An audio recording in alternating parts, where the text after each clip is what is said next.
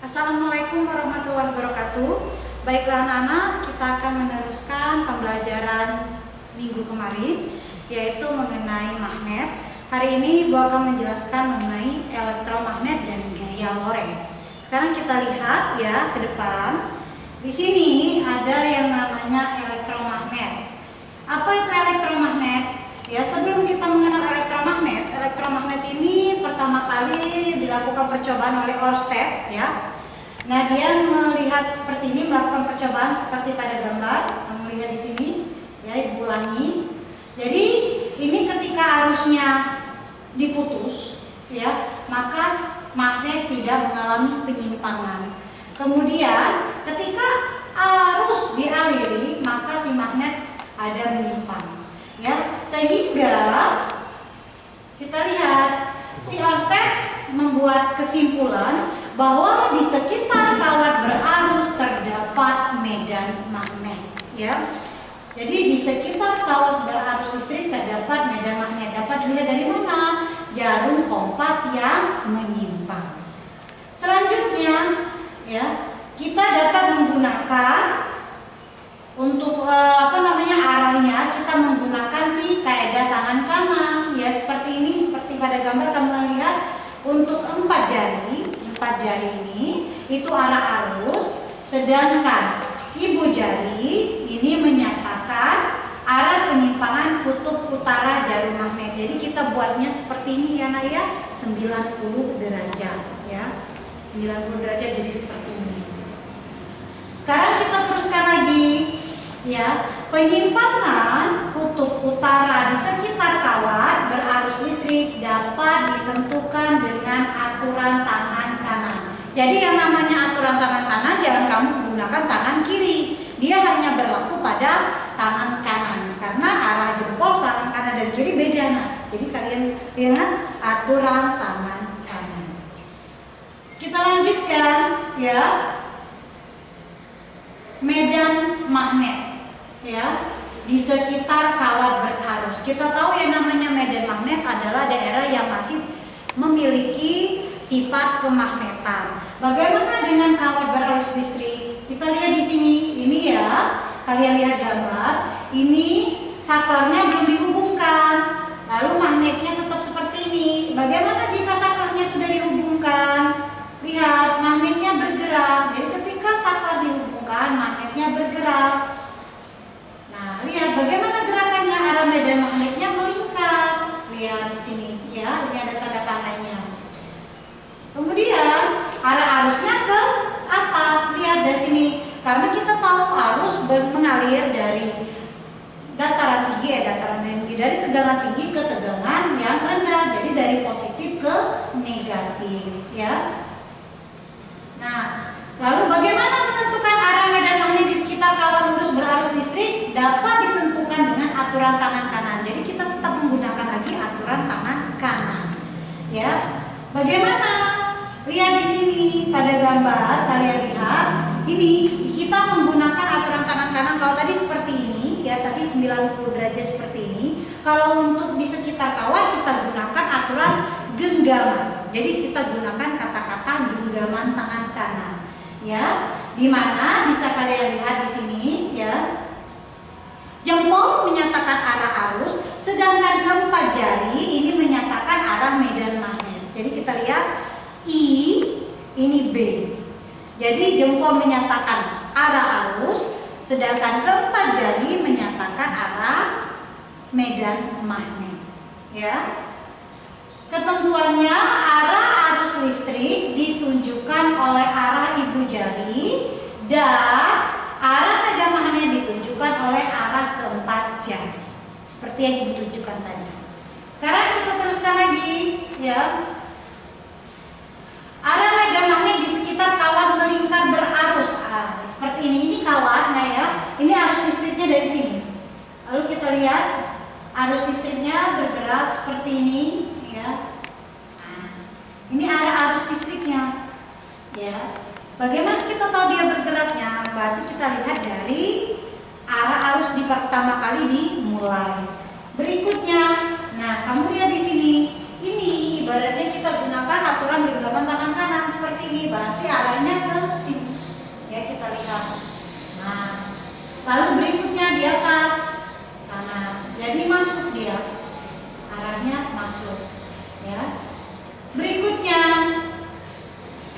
medan magnet pada solenoida. Nah, ini solenoida. Solenoida itu adalah kumparan, ya, kumparan. Jadi kalau bahasa kerennya adalah solenoida.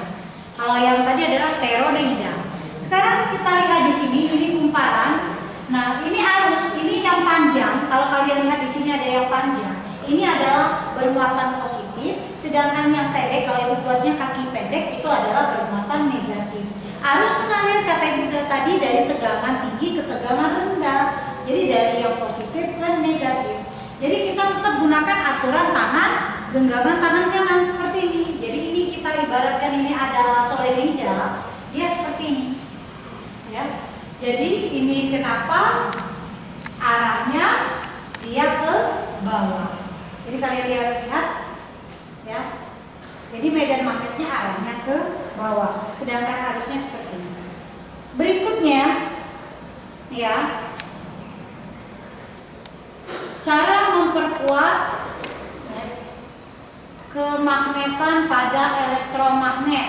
Jadi ada pun cara untuk memperbesar elektromagnet. Yang pertama, menambah jumlah lilitan.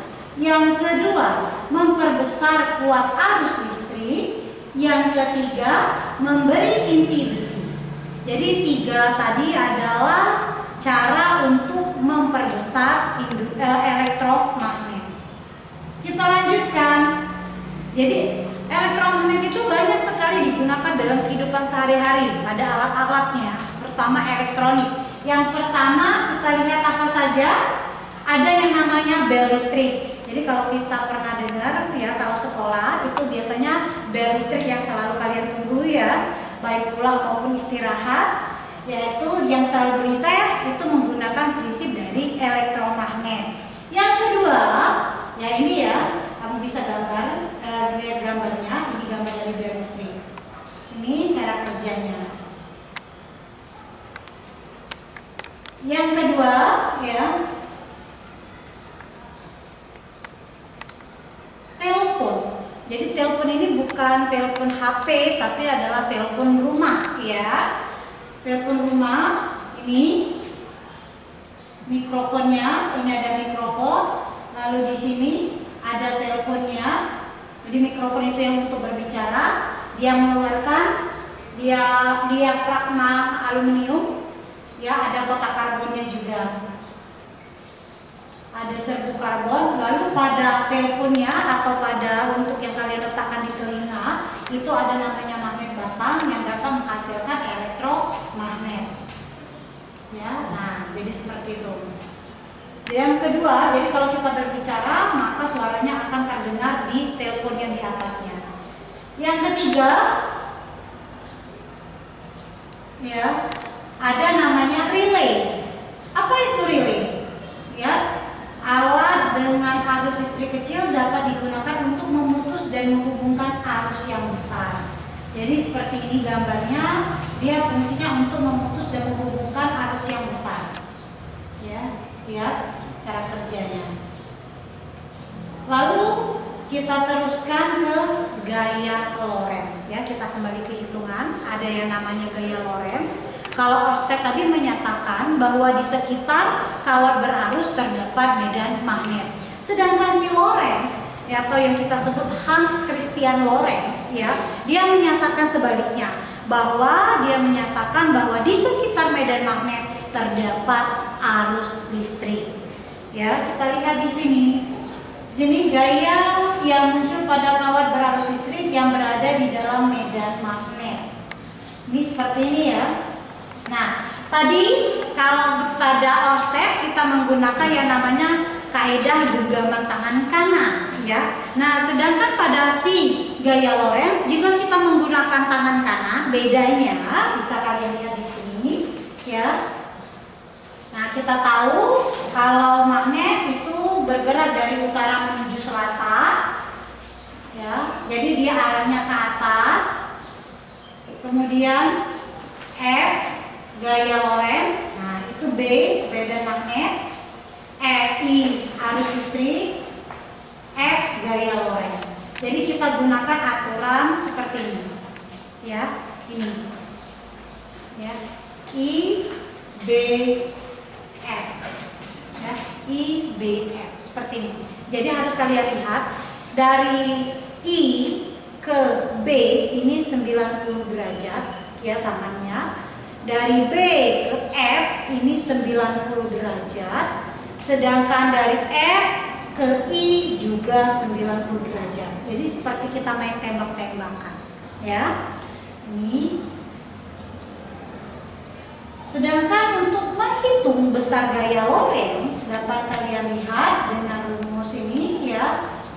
Rumusnya kita lihat F sama dengan B kali I kali L, di mana F itu adalah gaya Lorentz, satuannya adalah Newton. B adalah kuat medan magnet, satuannya adalah Tesla. Dan I adalah kuat arus listrik, satuannya ampere. Dan yang terakhir L adalah panjang kawat, satuannya adalah meter. Ingat rumusnya F sama dengan B kali I kali L atau disingkat BIL ya. Contoh soal, lihat, sebuah kawat tembaga sepanjang 10 meter dialiri arus listrik sebesar 5 mA. Jika kawat tembaga tersebut tegak lurus berada dalam medan magnet sebesar 8 Tesla, berapakah gaya Lorentz yang ditimbulkan? Sekarang kita diketahui apa saja? Ada L 10 meter, kemudian ada I 5 mA. Kita tahu 5 mili itu adalah 5 kali 10 pangkat min 3. Jadi kita bagi 1000, dapatlah jadi 0,005 ampere. Kemudian B-nya adalah 8 Tesla. Yang ditanya adalah gaya Lorentz F. Apa rumus dari gaya Lorentz tadi? Ya, benar. F sama dengan B kali I kali L. Ya. Jadi ini F sama dengan B kali I kali L. Maka kita masukkan B-nya 8 Tesla, I-nya 0,05 ampere, L-nya 10 meter. Maka didapatlah 0,4 Newton. Ya. Maka besar gaya Lorentz yang terjadi adalah 0,4 Newton. Lalu supaya lebih jelas kita lihat contoh kedua. Ya. Ini kita lihat contoh kedua yang ditanya adalah medan magnet. Otomatis yang ditanya bukan F tetapi B. Kita baca soalnya. Jika gaya Lorentz yang ditimbulkan oleh kawat tembaga sepanjang 2 meter dan dialiri arus listrik sebesar 2 mA adalah 12 Newton, maka berapakah besar medan magnet yang meliputi kawat tembaga tersebut? Kita lihat yang diketahui apa saja. Ada namanya panjang kawat, simbolnya L 2 meter. Lalu ada namanya arus listrik 2 mA. Berarti kata ibu tadi sama dengan 2 kali 10 pangkat min 3. Di pangkat min 3 di atas ya nak ya. Lalu F-nya adalah 12 Newton. Yang ditanya tadi apa? Medan magnet B. Ya, benar sekali. Yang ditanya adalah B. Bagaimana rumusnya? Ini kita lihat. Rumus B sama dengan F per I kali L. F-nya adalah 12. Ini 2 dikali 10 pangkat min 3 dikali 2. Kita 12 dibagi 2, yaitu 6. Lalu 12, ini 6 tadi ya, 6 dibagi 2, maka didapatlah 3. Ini 10 pangkat min 3, jika dia pindah ke atas, maka tandanya akan berubah. Dari negatif akan berubah menjadi positif. Maka didapatlah 10 pangkat 3. Maka bisa kita simpulkan bahwa medan magnet yang terjadi adalah 3 kali 10 pangkat 3 Tesla.